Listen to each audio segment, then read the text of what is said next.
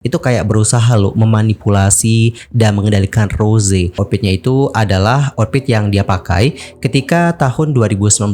Terlebih di tahun itu, Rose juga terlihat mengenakan jaket abu-abu juga. Hello everyone, I'm Mr. Kim and welcome back to my YouTube channel. Guys yang lagi nonton, gimana nih kabarnya hari ini? Apakah dalam kondisi yang bebek saja?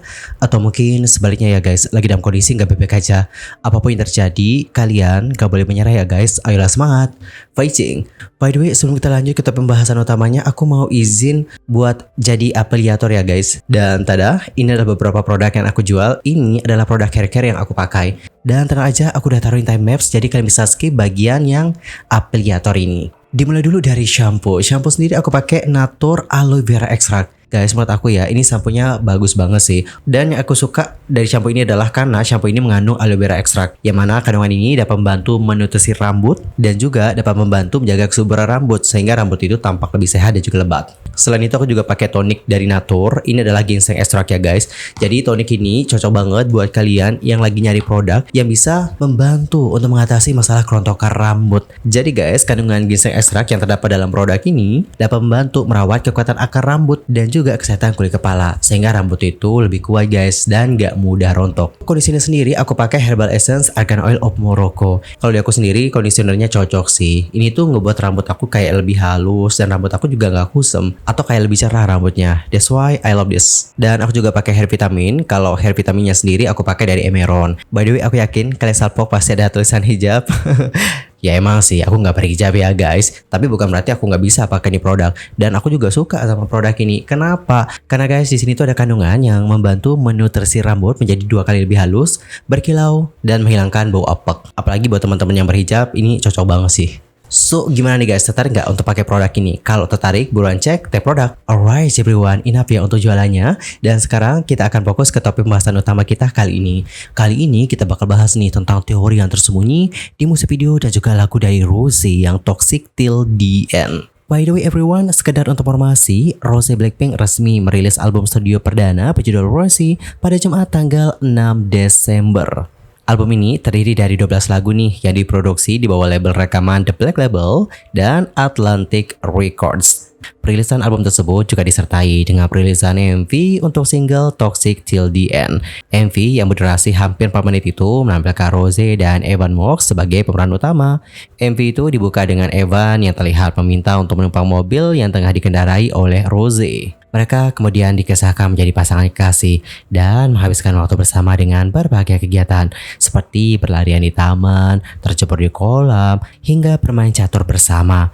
Namun ada pula adegan nih yang memperlihatkan mereka terlihat seperti memiliki konflik. Adegan tersebut tantas mewarnai lagu Toxic Till The End yang mengusung nuansa pop. MV-nya juga seolah-olah menggambarkan lirik lagu yang banyak bicara tentang hubungan toksik dengan sang mantan kekasih. Dan Eurobon, usai perilisan MV tersebut, beberapa netizen sudah ramai membahasnya nih. Dan banyak juga loh dari mereka yang sudah memiliki teori usai menonton MV tersebut.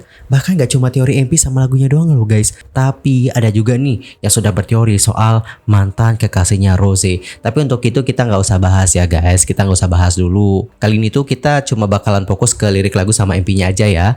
Dan di sini aku sudah merangkum nih tentang beberapa teori yang heboh di kalangan penggemar. Langsung aja ya, kita mulai dari yang pertama. Teori yang pertama adalah tentang Tiffany rings atau cincin Tiffany. By the way, Tiffany ini merujuk kepada brand ya guys. Soalnya ya guys, aku juga pernah bahas waktu itu, Rose Blackpink menjadi global ambassador dari brand Tiffany & Co. Anyway, kalau aku salah, mohon koreksi ya guys. Anyway, dalam lirik lagu Toxic Till The End, ada liriknya nih guys yang mengatakan seperti ini. Aku bisa memaafkanmu atas banyak hal karena tidak mengembalikan cincin Tiffany Co. Tapi aku gak akan pernah memaafkanmu untuk satu hal sayangku. Kamu telah menyanyiakan tahun-tahun terindahku. Oke teman-teman, jadi seperti itulah bagaimana lirik lagunya. Dan usai melihat bagaimana lirik lagu tersebut, netizen pun lantas banyak nih yang memberikan komentar. Ih, siapa sih ini yang ngambil cincin Tiffany-nya Rose? Siapa sih yang gak kembaliin? Puluh-puluh mana yang ngambil tuh cincin? Kok gak dikembaliin? Pokoknya gitu loh guys, beberapa komentar dari netizen. Bahkan ya ada juga fans yang berkomentar kayak gini. Teoriku adalah mantan pacarnya Rose benar-benar mencuri cincin Tiffany miliknya. Dia hanya mengatakan tidak mencurinya untuk membuat penggemar percaya bahwa tidak semua hal dalam lagunya memiliki makna. Lantas, emang bener ya kalau mantannya Rose ini nyuri? cincin Tiffany tersebut. Nah teman-teman, untuk hal tersebut sebenarnya sudah sempat dibahas sih oleh Rose. Jadi nih guys, pada tanggal 6 Desember yang lalu, cuplikan interview Rose dengan Hits Radio UK dibagikan di akun X atau Twitter stasiun radio tersebut. Dan kala itu, Rose berbicara tentang inspirasi di balik album tersebut dan beberapa fakta menarik lainnya. Dalam satu klip, cincin Tiffany juga disinggung oleh Rose saat ia berbicara tentang lirik lagu tersebut. Rose kemudian mengungkapkan nih guys bahwa mantannya nih sebenarnya tidak mencuri cincinnya. Udah dijelasin sama Rose, udah dikelirin sama Rose kalau mantannya ini gak curi tuh cincin. Dia lantas mengungkapkan nih guys bahwa lirik tersebut dibuat sebagai metafora. Lebih lanjut, Rose mengatakan kayak gini. Saya perhatikan banyak orang yang memakai cincin Tiffany. Ada semacam kalimat tentang cincin Tiffany. Dia tidak benar-benar mencuri cincin Tiffanyku.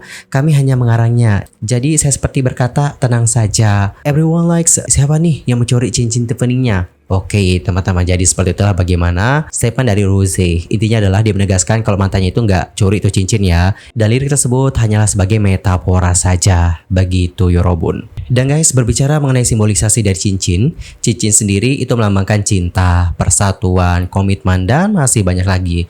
Dan banyak banget tuh pasangan yang sudah menikah itu juga mengenakan cincin sebagai bagian dari upacara pernikahan mereka. Cincin itu dapat melambangkan dua orang dan sebuah rumah. Lantas, apakah ini berarti bahwa Rose memaafkan si mantan meskipun mantannya ini gak bisa nih mengembalikan cinta ataupun komitmen yang udah ia berikan? Namun, Rose gak akan pernah memaafkan si mantan karena telah menyanyiakan tahun-tahun terindahnya.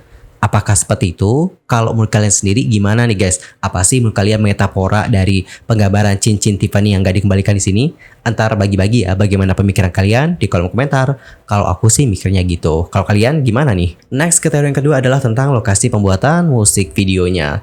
Nah guys, dilansir dari sportskida.com, beberapa netizen mengatakan bahwa lokasi syutingnya itu tampak mirip loh dengan yang terlihat di acara TV Amerika Gossip Girl. Seorang netizen lantas berspekulasi bahwa rumah yang ditampilkan dalam video music Rose adalah rumah keluarga Nate dalam acara Amerika tersebut. Lebih lanjut, netizen itu mengatakan, benar, Toxic Till the End itu direkam di lokasi yang sama, rumah keluarga Nate di Gossip Girl.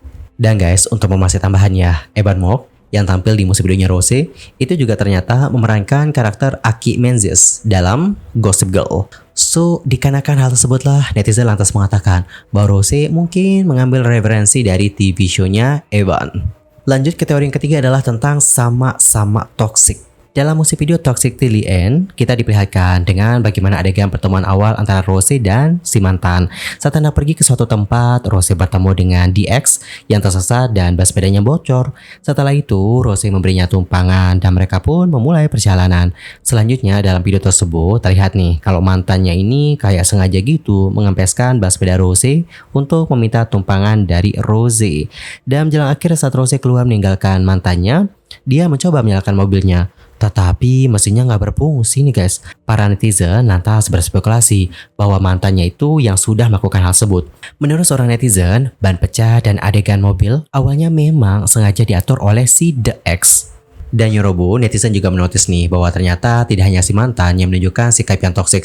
Netizen juga mengatakan nih bahwa Rose memperlihatkan tentang perilaku toksiknya saat berada di hubungan tersebut. Seorang netizen lebih lanjut mengatakan bahwa Rose seperti sengaja mengendurkan basketball si mantan hanya untuk membuatnya jatuh agar Rose nanti bisa mengurus si mantan ini.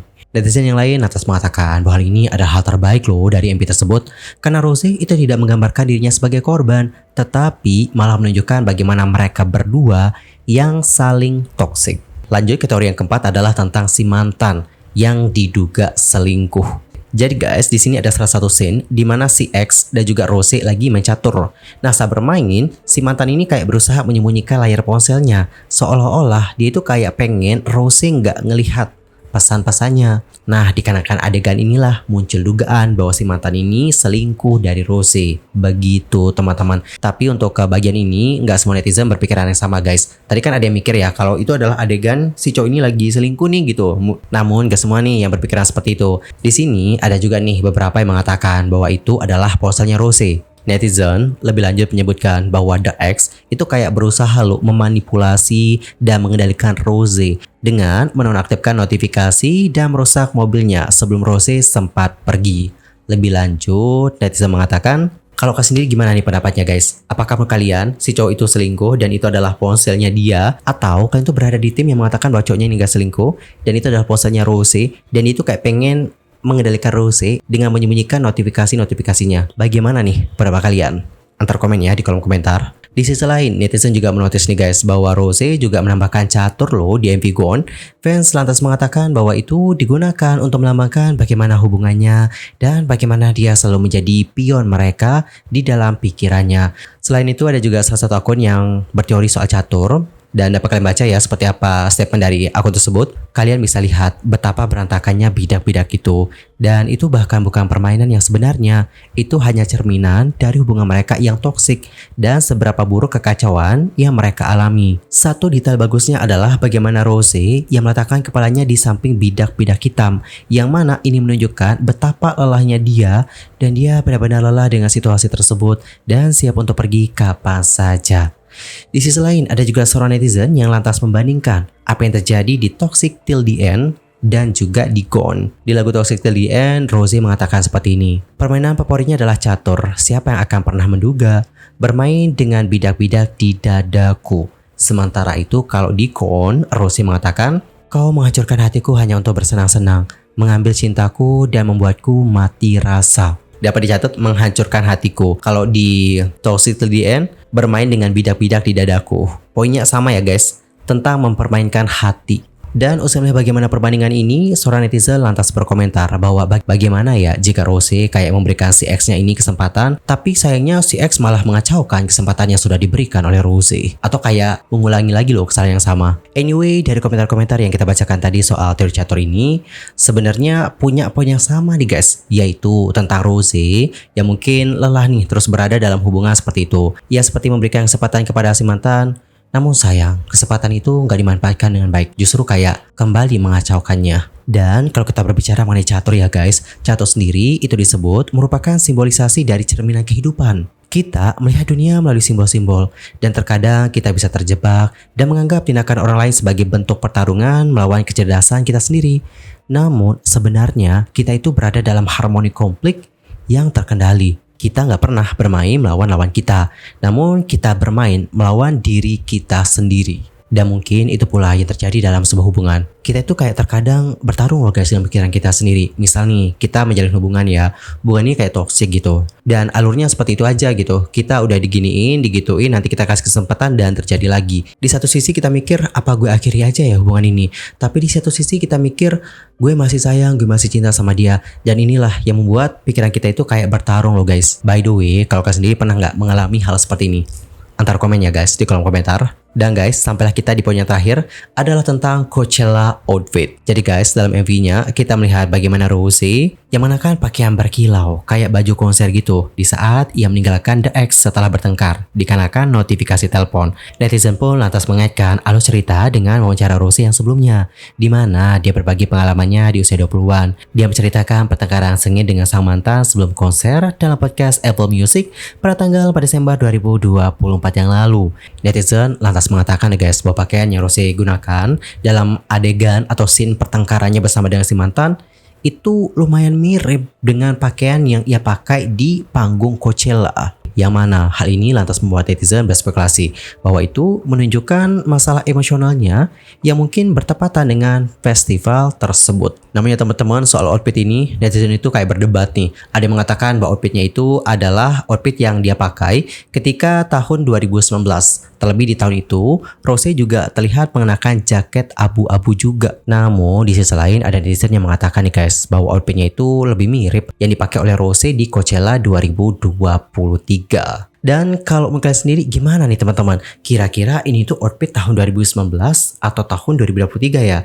Gimana nih? Antar komen ya di kolom komentar. Alright everyone, jadi sepatu telah bagaimana rangkuman teori dari Rose yang Toxic Till The End. Dan gimana nih pendapat kalian usai melihat bagaimana teorinya? Apakah sama juga dengan teori punya kalian? Atau kalian mungkin punya teori yang berbeda? Mungkin bisa sharing-sharing nih sama kita di kolom komentar. Dan Yorobun, cukup sekian aja ya untuk hari ini. I'm Sulkin pamit dan aku juga mohon maaf nih yang sebesar-besarnya kalau mungkin aku ada kesalahan, baik itu dalam ucapan, sikap, tindakan, dan kalau aku ada salah-salah informasi, mohon koreksi ya guys. Sampai jumpa semuanya dan selamat beraktivitas. Jangan lupa untuk jaga kesehatan. Goodbye everyone.